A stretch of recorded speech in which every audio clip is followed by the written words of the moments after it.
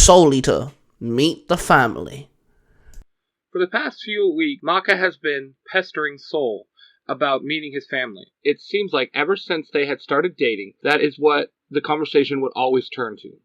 Soul knew that his past could not stay buried forever, but he had always hoped that the day would never come. Soul sat in the living room of their two-bedroom apartment, looking at a white envelope addressed to Soul Evans. He had written to his older brother, Wes, a week ago, and now the answer to his question was sitting right in front of him. Soul slowly ripped the white paper. The sound it made seemed to echo through the little apartment. He was never so happy that Maka was off buying some books than he was right now. Slowly his eyes scanned over all of the letter, and after he was done, he pulled out 2 tickets to the World Music Festival. Wes was playing there in 1 week, and had invited his little brother and his new girlfriend. Soul thought maybe they had changed. Maybe he could go home. Just then, the front door bursts open. "Damn that Black Star!" Maka shouts as she walks in. Soul quickly stuffs the tickets into his jacket that was laying on the chair next to him. "What's up, Maka? Why are you all wet? Did it rain?" Maka shoots him a deadly look. "Your best buddy was trying to be all stealth and sneak up on me, but it's him, so I spotted him right away. But before I could react, he jumped out at me yelling, 'Yahoo!' I jumped to miss him and landed right in the lake," she explained, wringing out her hair. Soul tries not to laugh, but could not hold it back. "It's not funny, Soul," Maka shouts. "It kinda is, Maka," Soul replies. Maka storms off to her room to dry off and change. Soul walks over and knocks on her door. "Hey, Maka, you still want to meet my family, right?" he asks. "You know I do," she yells back through the other side. "Well, you get to," he replies. Maka swings the door open and smiles. "You mean it?" Maka? Soul says, pointing to her. Maka looks down and saw she was standing there in her bra and panties only. Maka's face turns beet red and she covers up. Soul turns around quickly, looking away. He was also beet red. After a few minutes, Maka walks out of her room in gray sweats and a black tank top. Soul sits on the couch, almost afraid to look at her. "So, when do I get to meet your family, Soul?" she asks. Soul hands her the invitation, still not looking at her. "The World Music Festival?" she asks. "Yeah, it's being held in Las Vegas this year, and my brother Wes is playing there," Soul explains. Maka smiled and looked at the invitation. Soul, this is a formal event," Maka says. "Well, yeah, it's the World Classical Music Festival," Soul says with a sarcastic tone.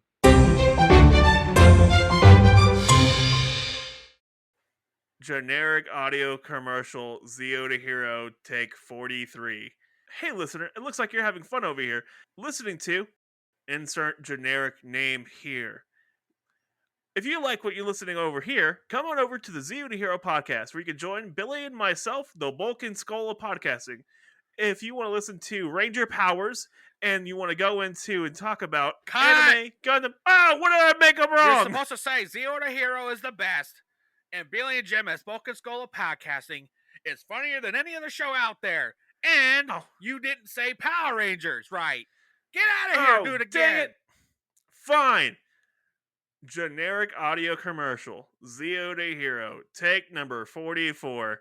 Hey listener, it looks like you're having fun over here. Listening to insert generic name here. God! Oh, come on! Over the next few days, Maka was bubbly. She had a real pep in her step. Then the day of the World Music Festival finally came. Maka stood in her room in front of a full-length mirror. She was wearing an elegant black dress. She twirled and smiled. "I really do love this dress so much," she says as a knock came on her door.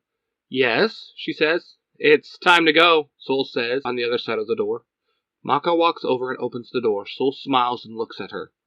"Wow, you look," Soul stammers. Maka blushes a lot. "Thank you, Soul," Maka says. Soul was wearing his normal black and red zoot suit. "How are we getting there? Not on your motorcycle, I hope," Maka says. Soul smiles and walks her over to the window and points down to the street. Down at the street sits a long white limousine. "You got that for me?" Maka asks. Well, my family is kind of, how do I put this nicely, rich, Soul says. Maka just looks at him in shock. How rich we talking here? Maka asks.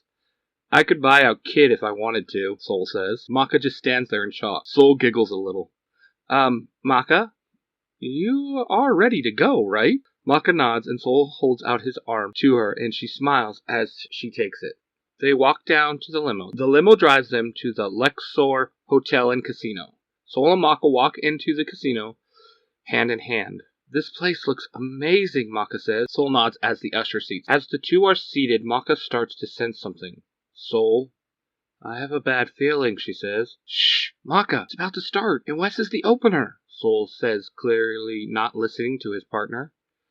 As the lights dim and a silence falls over the room, the huge red curtain opens to a man covered in shadows. This sends Maka's senses into overdrive. The man had a violin on his shoulder and the bowstring was in his left hand. Slowly he lifts it to the violin. As he starts to play, the spotlight comes on and the man standing there was Asian in disform. On his right shoulder, the violin was attached to his skin and his left hand was not a hand at all, but the violin bow. This was a Kishin. Soul and Maka jump to their feet and nod at each other. Soul transforms into his death sight form and Maka catches him. Everyone out! This is now a DWMA matter! Maka shouts and jumps down to the stage from their balcony seats. Who is this Joker? Soul asked once the auditorium was cleared. Maka stands ready to fight while seeing if she could determine who the Kishin was. I got no clue, but he needs to be stopped, she says. Just then, Soul's older brother comes running onto the stage. That's Wayne Lowe, Wes shouts. Soul suddenly turns back to normal. Wes, get out of here! It's not safe, Soul says, as the Kishin starts its attack. Soul! Maka shouts. Soul again transforms and lands in her hands, just in time to block the Kishin's attack. Everyone will hear my song of blood and death, Wayne Lowe says, attacking again. Maka jumps back out of the way, using Soul like a helicopter propeller. Soul, we need to end this fast, Maka says, dodging another attack. You thinking what I'm thinking? Soul asks, as Maka swings him at the Kishin. Let's do it, Maka shouts, as she gets back into a fighting stance. Soul Resonance! They both shout. Soul's blade starts to glow and grow. Witch Hunter! They also say in unison. This does not seem to scare the Kishin at all because he rushes right at Maka. With one powerful swing, Maka lops the Kishin in half. As its body slowly disintegrates, a red Kishin egg forms, and Soul turns back to normal and grabs it. He then eats it. Nice work, Soul, Maka says, kissing him on the cheek. Soul smiles and nods, and as the two turn to leave the stage, there stands Wes. I'm Jimmy, and you're listening to Storytime from Cosplay News 637. Check out other stuff from the Zio to Hero Network. I thought we told you to get out of here, Soul says, very shocked to see Wes standing there. Wes, however, says nothing. Maka, I'd like you to meet my older brother, Wes Evans, Soul adds. Maka holds out her hand. Nice to meet you. I'm Maka Albrin. Wes slowly extends his hand and shakes hers, still keeping his eyes on his younger brother. After a few seconds of silence, Soul lets out a heavy sigh. See, Maka, I told you, this was a bad idea. Don't worry, you will never see me again, Wes, Soul says as him and Maka start to walk off stage. All of a sudden, Wes seems to snap back to reality. Soul, that was so amazing, he says, running over and hugging his brother. Soul was flabbergasted, but hugged back. I mean, the way the two of you moved in sync, it was like watching a master musician play, Wes says with extreme excitement. You mean you're okay with me being a weapon? Soul asks. God, yes. You're so lucky. You get to travel the world on countless adventures. Some days, I wish I was you, little bro, Wes explains. Maka smiles as she sees a single tear roll down Soul's face. Maka knew a part of him had always been missing, but she never knew what until this moment. Now she knew what her partner was missing. In his heart, he was missing his family.